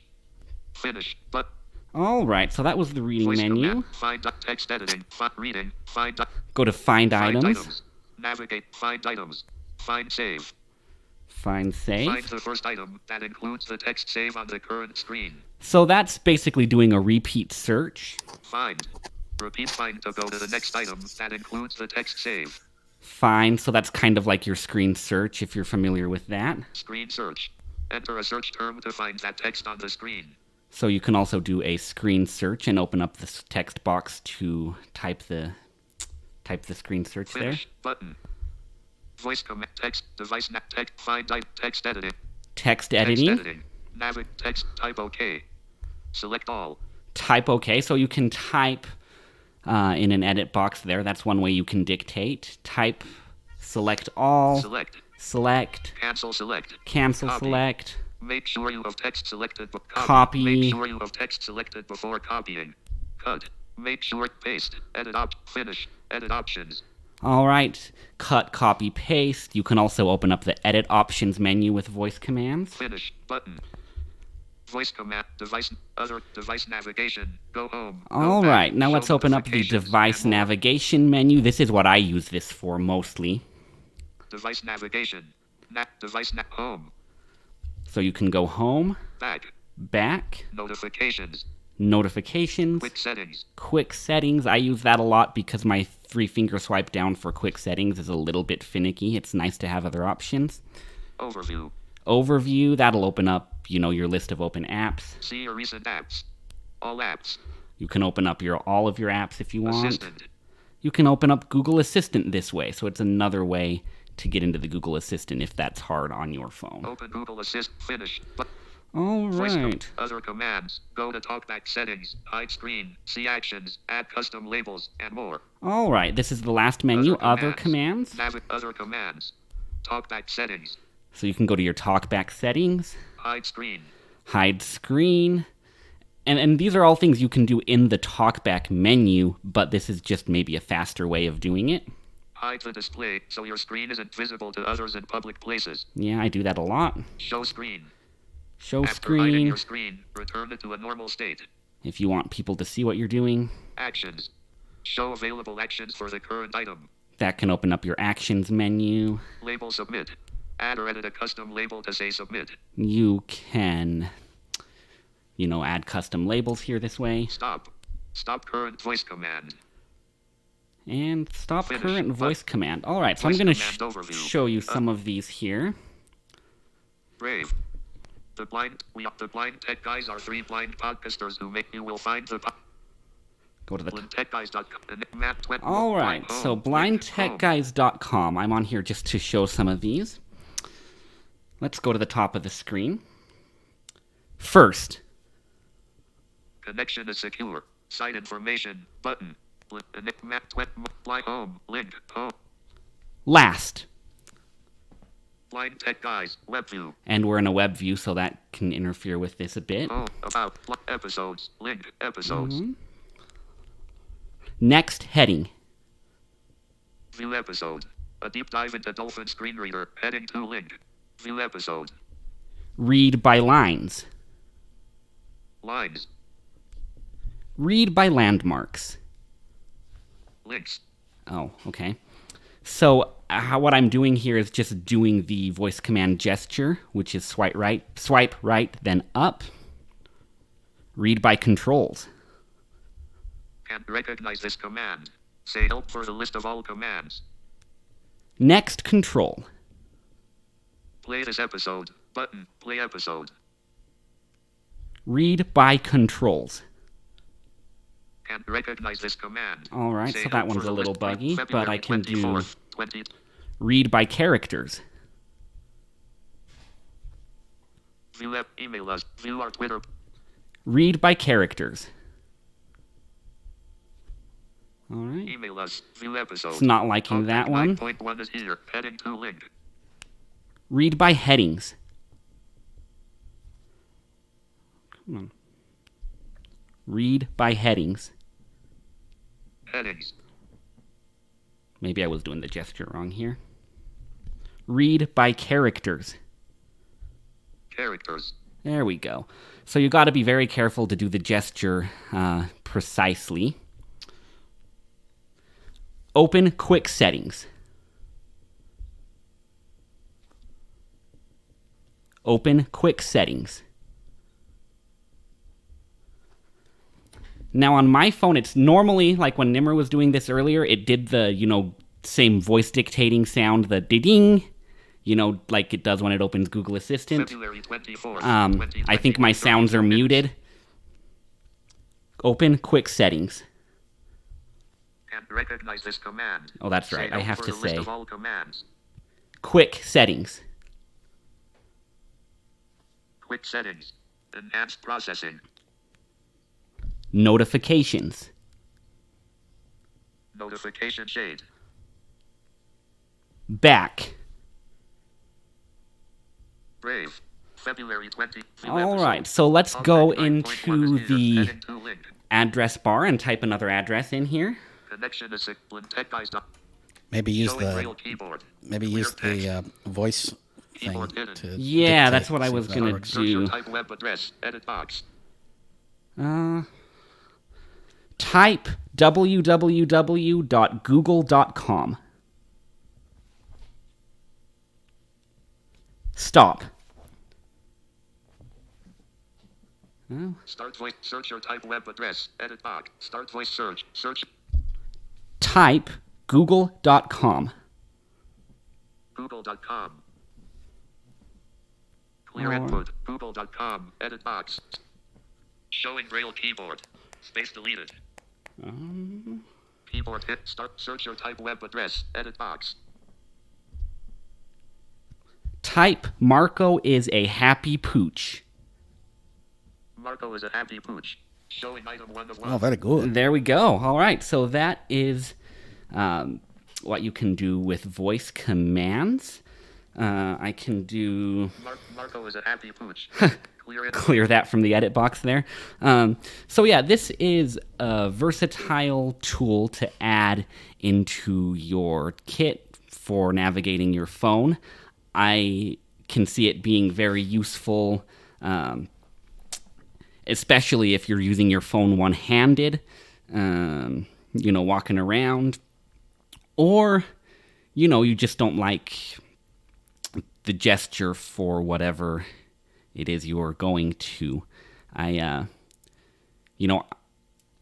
The more I look into these, I'm probably going to be using them more. It's not my main way of navigating my phone, but it's certainly a powerful supplemental tool. And for some of you, it maybe could be the main way.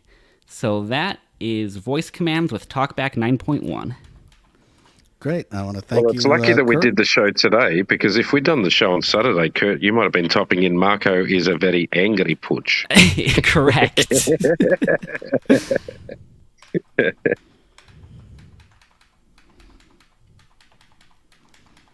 All right, so let's look and see what comments we've got here, and then we'll look at emails of the week. Reese says, Fing, F-I-N-G, apparently is a good iOS network manager, BTW. Okay. Yes, I Well, have Reese- used that one, Reese. I have used that one, and it's not bad, but I think the Android one definitely does more, though. Yeah, It's all if you right. want to demo that for us, otherwise maybe we'll demo that next week as an app of the week. Yeah, we could do that next week, yeah. So why not? That's been around for a long time. All right, so let's do emails of the week and form submissions as well. We have a few form submissions and a few emails this week, so lots of things to get through. So I'm going to be babbling and babbling and babbling very quickly, and if I talk too quickly, then you guys have to let me know so I can be quiet. Okay, all right. Hello. Hello. This first one we've got here, what do you think of the podcast hosts? Well, they are somewhat gruff, too jokey, but at the end, the knowledge matters, and that's exactly why I listen to this podcast. Anyway, guys, have you noticed significant improvements in web navigation in the TalkBack 9.1 update? On my phone, it works really well. The controls are now very intuitive and are convenient. You can have the default left-right navigation, as well as up-down based off of what navigation setting you choose. So I can keep the setting at heading, navigate to the heading on the web page, by doing up or down, and straight away go left or right to read stuff under that heading. Yes, we did talk about that. I'm glad you noticed that, and I'm glad you're enjoying that. And this feedback was from Miss Tragical. Anyway, we have heard from you before. We're glad that you took the time to submit your feedback. Yeah, thank you. What I want to know is who's gruff and who's jokey. Yeah. Can you write back and let us know? That'll be interesting to see. And if you don't say my name, I'll pay you. Yeah, that's your challenge for the week. Please write back before the next episode, which will be next week, and just let us know who's gruff, which will be Nimmer, and who's jokey, which will be me. Very good, you like? All right, yeah. Very good. All right. Let's see here. We got another comment. Oh, I know this guy.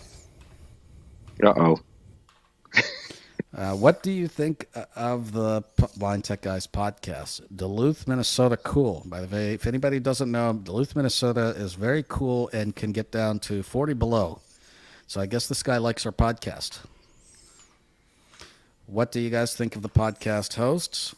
Nimmer is A+++++. No, I did not pay this guy, by the way. And this is from Aaron. He's a coworker I used to work with. So hello, Aaron. If you're listening, hello. Oh, well, you might as well have paid him. Good on you, Aaron. Yeah. I guess Aaron's in for a pay rise, and so is Nimmer, yeah.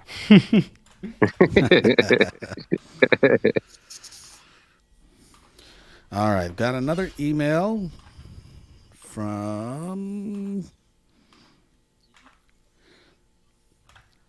Harshad. I don't know if Harshad wanted us to read this email, but I'm going to read it anyway. TalkBack, revert directions. I just wanted to get your permission.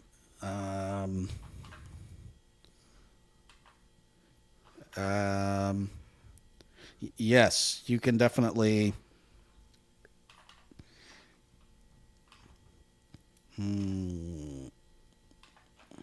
Yeah, I'll answer your question, Harshad. Sorry, I thought it was for the show. Let's move on past that email.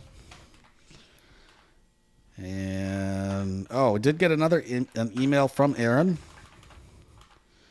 Nimmer, I just finished your podcast for Dolphin Guide. I know what the problem is. You are not using the Dolphin Guide remote control and sitting on your couch. I love the uninstall tutorial. Nimmer and Randy, you need to get together and make a podcast. It will be funny to listen to, just like the old days. I guess this guy is reminiscing about the old days. Good old days. Yeah, so we did the demo Dolphin Screen Reader, not Dolphin Guide, but Dolphin Guide would probably be another good demo on here, and hopefully it runs a little better than Dolphin Screen Reader. Yes, Dolphin Guide is just an easier interface for using your computer, by the way. And by the way, I'm just going to add to the comments made during the week that obviously, as Nimmer mentioned last week, we are very upfront and unbiased about our installs and especially about our uninstalls. But, this, unfortunately, it worked the way that it worked, and there was nothing done to Nimmer's system to make it do that. It was just a very simple install, and I'm pretty sure Nimmer knows how to install a product because he's been doing it for a while now. And sadly, it worked the way it worked. Now, we are waiting on Dolphin to get back to us, and of course, as we've said last week, and we'll say it again now, we welcome developers to come on and demonstrate that it does work, but we found that it didn't. If you are a user who does use it, please come on and demo. Yeah, give us. And in fact, I actually shot an email through to one of our users on our Blind Tech Guys mailing list, but unfortunately, they're not confident enough. They said to come on, and that's okay. But we welcome users to come on and demonstrate it. Absolutely, I would love to see somebody from the company come on, because if it was something that went wrong, okay, tell us what went wrong and why didn't an error message pop up. I mean, example JAWS, if your video intercept doesn't install right, it'll tell you video intercept not installed. Okay, then you have a basis where to go from. This gave nothing. Yeah, well, we'll see what happens. Yeah. But anyway, we'll we see got what another happens. email here from Reese. Hi, does anyone have any recommendations for any of the following websites, services that are accessible on iOS? I have an Android recommendation for that are welcome as well, but primarily use iOS. Let's see. Did I misread that email? That make no sense. Yeah, I was wondering where that was anyone going, actually. have recommendations for any of the following websites/services that are accessible on iOS? I also have Android recommendations for that as welcome as well, but primarily use iOS. Okay, so he's looking for iOS recommendations. Okay. Cryptocurrency wallet. I recommend Coinbase. At least I found that to be pretty accessible. I don't know about iOS, but in Android, pretty okay. So I think on Coinbase is iOS good on it's fine. iOS. Yeah, so recommend Coinbase. I don't know if Kurt or anyone else has any other recommendations. I'll leave it up to you guys. I don't use those services, so I'm not much in at all. I'm a dabbler, so Coinbase was good. I've use used other Coinbase, things. yeah. I use other things on my computer, but Coinbase works. IRC client. I've not used IRC on mobile and can't really see myself never using mind. IRC on mobile, so I can't really give you any feedback. But if any listeners know of IRC clients that are, let us know. Kurt, Dennis, do you guys know of any? I I didn't do even know it was not. still a thing. So no. Yeah, so there are a number isn't out there there. I one know that called- there are quite a lot of isn't- them out there, but I don't know which ones are accessible. Isn't there one called something like, it starts with F, and you use it on the PC as well? I think I've played with that on the mobile, Flash something or other. I'll look it up anyway during the week. That worked for me a few years back on an iOS. Yeah, Not sure if I'm it's still I around, don't but we use might have an IRC answer for you next week. On mobile. I certainly do on PC, but not on mobile. Yeah. And on PC, of course, I'll use something like a Pigeon or an Instant Bird, or well, it depends on the platform I'm using. But Reddit, just use the regular Reddit app, Yeah. and at least on the Android side, it works pretty well. I'm not sure about the iOS side. But, I've used it on iOS and it worked okay. So just use the regular Reddit app Yeah. or Safari. I don't even know that there are third-party Reddit apps, are there? You just use the regular Reddit? I saw something on Applevis few months back about someone has one in beta or something. I can't remember the name of it though. There is one, and I want to say it's called Bacon, but I don't think that's right. Oh, they're good. I like a bacon. Give me good. I'm crunchy. no, it's not bacon, but I can't remember for the life of me what it's called. I actually thought that app was for something else, but anyway. Oh gosh. No, I've used the Reddit on the iOS before and it worked fine for me. And again, I just use Safari. That actually works pretty well too if you don't want to navigate using the app. That works fine. Or any browser for that matter. Matrix client. I'm not sure. Now, here's my favorite one. This is from a guy who's all up in the privacy stuff. And I'm sorry, Reese, but I have to laugh about this. You can call me out later, but app to access Facebook Messenger and Twitter that are not the official ones by the social networks themselves. What in the hell are you doing on Facebook and Twitter if you care about your privacy? Maybe Just he's wanting to a question. sequester devices, and have one that's more off the grid and one that's more, I don't know. There is an Anyway. app, and there used to be an app on iOS. I'm not sure if it's still around. Again, I'll have to do some looking around once I get everything back together again because it's all in bits at the moment. But there is an app that does all of those on an iOS side. But again, as Nimbus said, why are you using those services if you're worried about privacy? It does seem a bit strange. I don't know of any apps that will do Messenger, third-party apps, other than Messenger. Now, Facebook itself, there are apps that will do Facebook to some extent. Twitter, there are a lot of those. Tweetings is one. Heaps. Yeah. There's Tweedlings. I don't remember. Twitterific. Twitterific. Yeah, there you go. That's the iOS. Twitterific. one. That's the one I used to use. That's excellent. decent. Yeah, that does a really good job. There's a lot of these things. Tweetings on Android Yeah. is pretty decent if you want to use that one. Otherwise, no, I just use the regular Twitter app. And Yeah. I find the Twitter app, particularly on Android, is pretty good. And I think on iOS it is too, but certainly on Android, they've done a lot of good work. I have to say, though, the Twitterific on iOS is excellent. So if you're looking for an iOS one that works well, that's an excellent alternative. Yeah, but if you really are hell bent on being off the grid, get off of Facebook and Twitter, yeah. please. Yeah. Okay. Yeah. But I'm sure you already knew that, so I don't know, maybe. Got a couple of questions from Connor Warren Smith. Let's get through these really quickly. I'm using a Samsung Galaxy S20 running Android 11. That's all the message says. Oh, okay. And the subject says, my phone is not reading my notifications.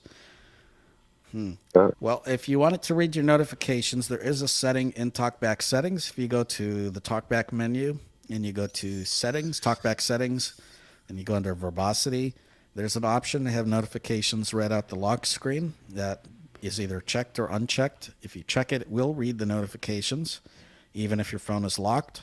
If you uncheck it, it will not read your notifications when the phone is locked. So make sure to have that checked, and hopefully that will solve your problems. See, I'm the opposite. I like it off, but if you like it on, that's how to turn it on.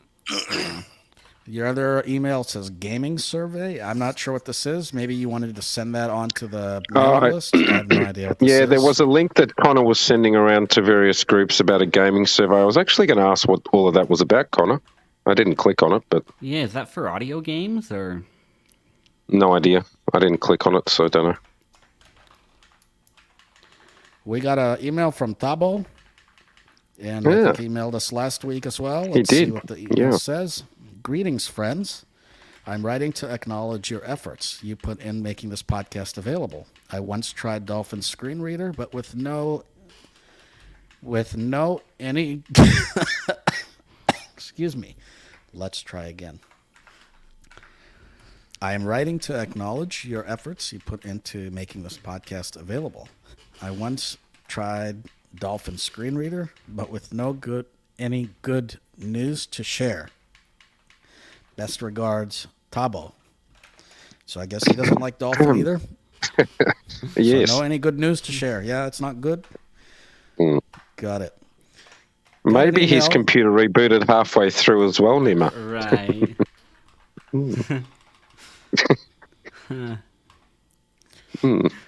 Got emails from both Neil and another individual, Dolphin USA, that are willing to come on.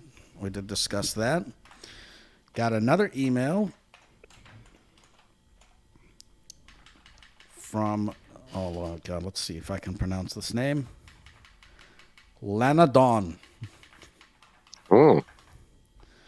Thank you for your very thorough and informative weekly tech podcast.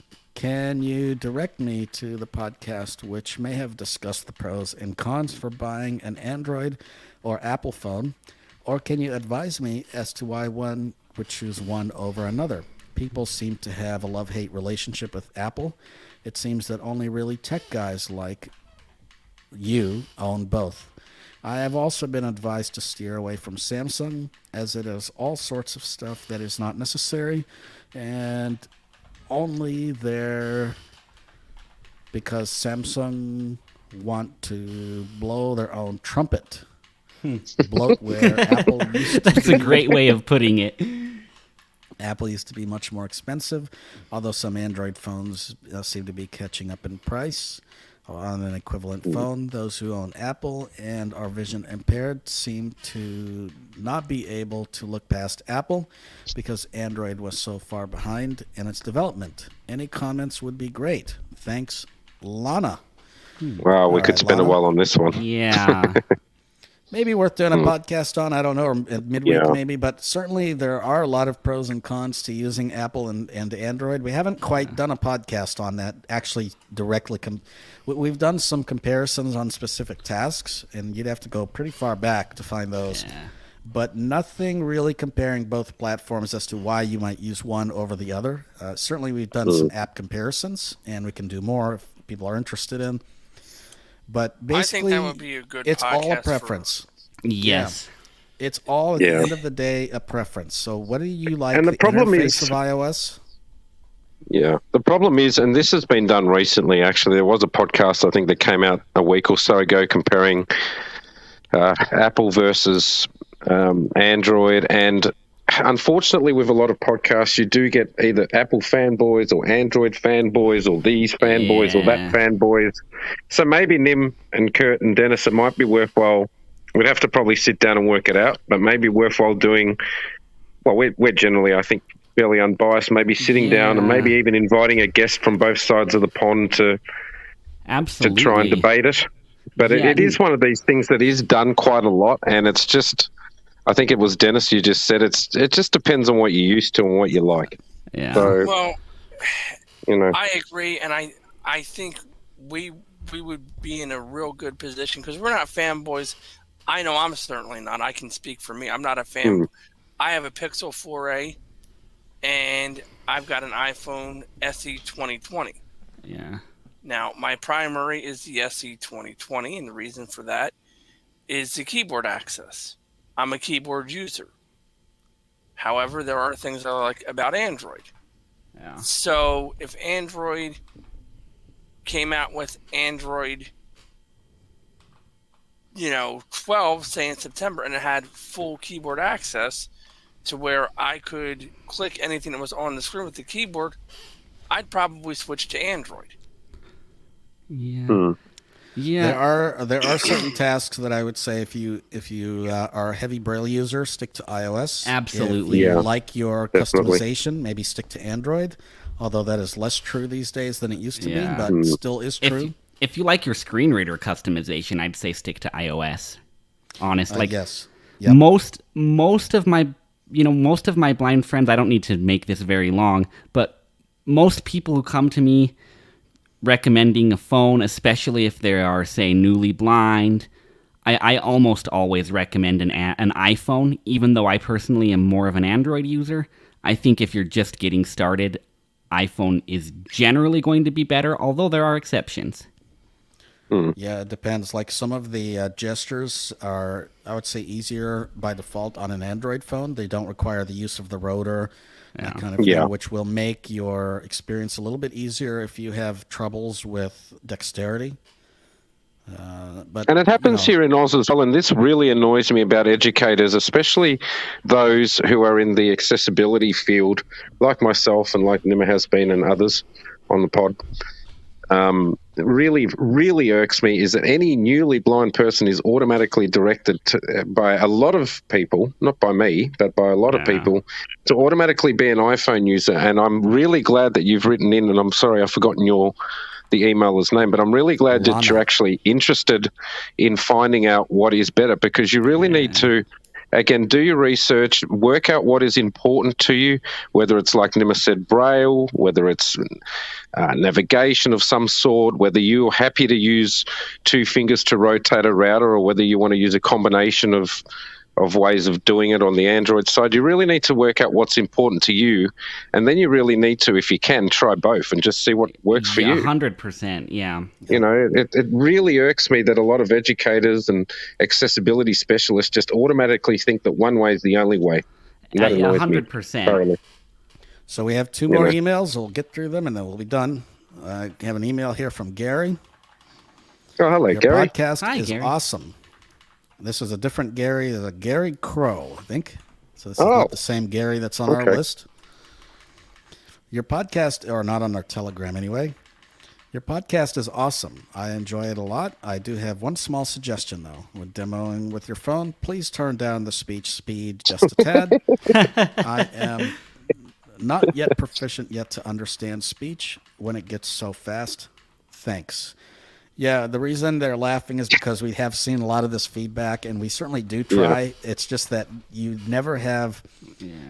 You will never please everybody. Some people will be writing in next week saying, please don't use eSpeak. I didn't understand that voice. Some people will be writing in, that speech was way too slow.